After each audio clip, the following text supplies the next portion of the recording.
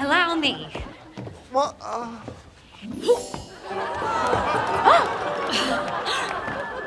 Whoops! You weren't supposed to see how we did that trick.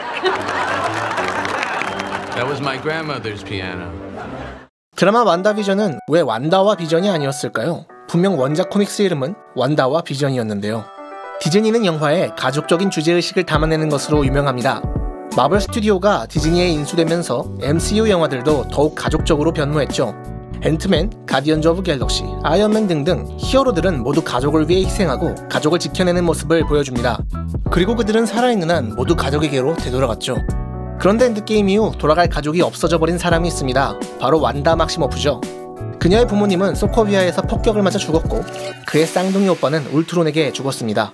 혼자 남았던 그녀에게 운명처럼 다가온 사랑인 비전 역시 타노스에게 죽었으며 그녀의 멘토였던 캡틴 아메리카와 호크아이 역시 둘 다 자신의 가족에게로 돌아갔죠. 결국 완다는 철저히 혼자 남겨지게 된 것입니다. 그녀의 능력은 원래부터 감정과 긴밀하게 얽혀 있었죠. 완다는 죽은 비전이 그녀와 함께 살 집을 미리 구해놨었다는 사실을 알게 되는 순간 감정의 폭발과 함께 자신도 모르게 새로운 우주를 창조하고 맙니다. 웨스트뷰라는 작은 마을을 시트콤 내부의 세상으로 바꿔놓은 것이죠. 저는 마블 스튜디오가 이 드라마를 시트콤으로 만든 아이디어가 정말 마음에 듭니다. MCU는 늘 현실에 기반해서 영화를 만들었죠. 그래서 지나치게 만화 같은 설정이나 연출 등은 최대한 피해왔던 것이 사실입니다. 그것이 MCU의 성공 요인 중 하나이기도 했고요. 그러나 완다가 스칼렛 위치로 각성하며 현실 조작 능력을 얻는 과정을 연출하고 싶었던 마블은 관객들이 그 무리한 설정을 받아들일 수 있도록 시트콤이라는 장르를 가져다가 사용했습니다. 장르가 변하면 상황을 받아들이는 관객들의 마음도 달라지기 마련이니까요. 마치 만화인 톰과 제리를 보면서 저렇게 똑똑한 쥐가 어디 있어? 라는 의문을 가지지 않고 마음 놓고 웃을 수 있는 것처럼 우리는 다소 무리한 설정도 시트콤을 보면서는 웃음과 함께 받아들여버립니다. 그것이 바로 장르적 허용이죠. 그리고 드라마 완다비전은 평소 히어로 영화의 작법에선 시도하기 어려웠던 시트콤이란 장르를 완다의 현실 조작 능력이라는 설정과 함께 자연스럽게 버무려냈습니다. 그녀가 만든 현실 조작 공간인 헥스에서 빅뱅에서 나왔던 우주 복사 에너지가 내뿜어져 나오고 그 에너지를 변환하면 텔레비전 시트콤을 재생하는 전파가 된다는 설정은 꽤 매력적이었습니다. 대담하고 성공적인 시도였죠. 그리고 저는 여기서 왜 이 드라마 제목이 완다와 비전이 아니라 완다비전인지 깨닫게 되었습니다. 이 드라마는 완다와 비전의 이야기이기도 하지만 동시에 완다가 만들어낸 텔레비전 속 이야기이기도 했던 것입니다. 완다비전은 고로 완다와 텔레비전의 합성어였던 것이죠. If you won't let us go, just let us die, please. I will let you go. I will. What's stopping you? Use your power and do it now. Heroes don't torture people.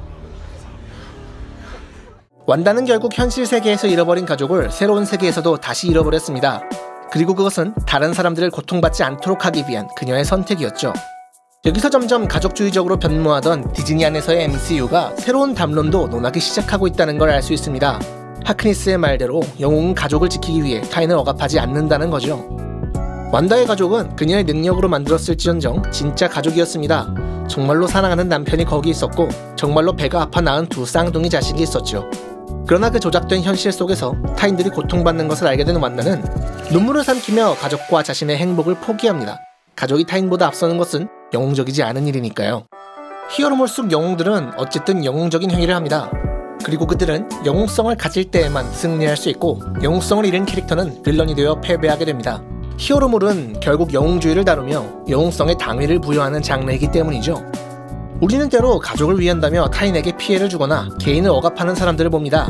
자신만을 위하는 이기주의는 합리화될 여지가 적지만 가족주의는 상대적으로 합리화되기 쉽기 때문이죠.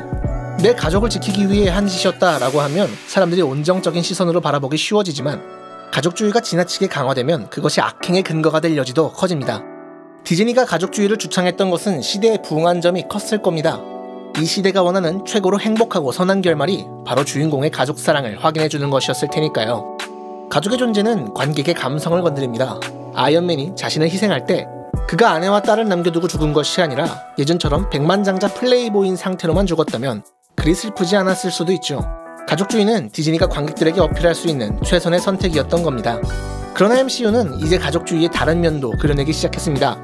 완다는 자신의 힘으로 가족을 만들었지만 그 행동이 타인을 피해 입히자 잘못된 이름을 깨닫고 가족들과 작별할 수밖에 없었죠.